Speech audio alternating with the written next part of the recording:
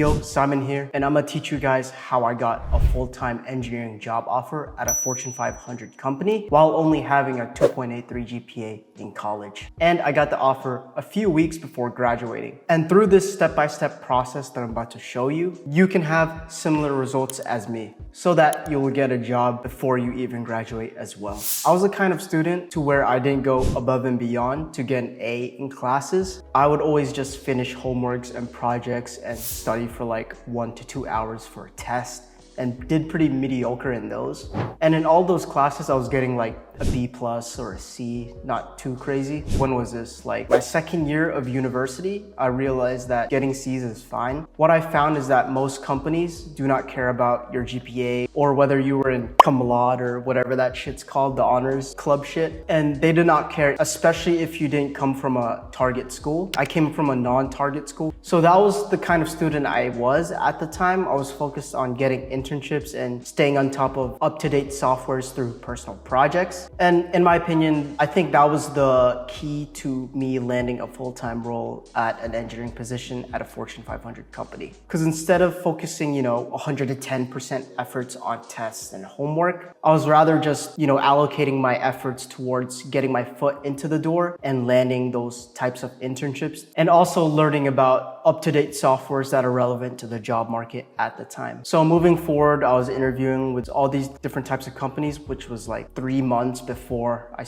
graduated basically. And during the interviews of this particular job that I got a job offer from, I actually had a lot to talk about during my interview since I already went through 3 internships. And overall, I used that leverage to get me through each and every round. Please keep note, the average job opening has 2 to 3 rounds of interviews. Just watch out for that. Don't expect to, get a job offer after 1 interview. It's usually just on average 2 to 3, even 4. Then eventually I got an email, a reply from the hiring manager. When I read the email, he said that I got the job and they're just gonna talk about next steps after that. This was exciting because I remember that specific day I got the email. I was actually in the middle of doing my senior design presentations. Now I wasn't presenting at the time, so it wasn't our turn yet, but I just walked out to use the restroom. I checked my emails because, just to check, that's what I usually do. And I scrolled through and got an email from the manager and boom, there you go, job offer. That was a pretty good day for sure because it was 2 weeks before graduation, so I was kind of worried I was cooked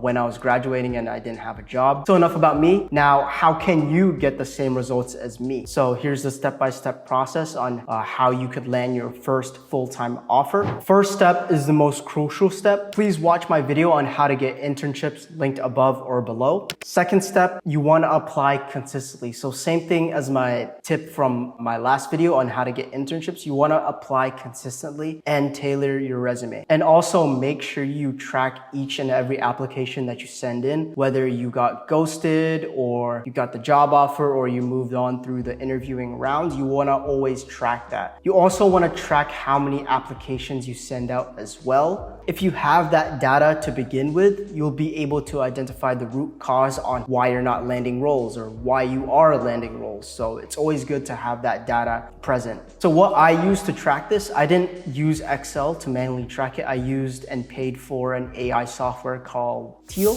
link in the description, but it basically does everything that I listed and more.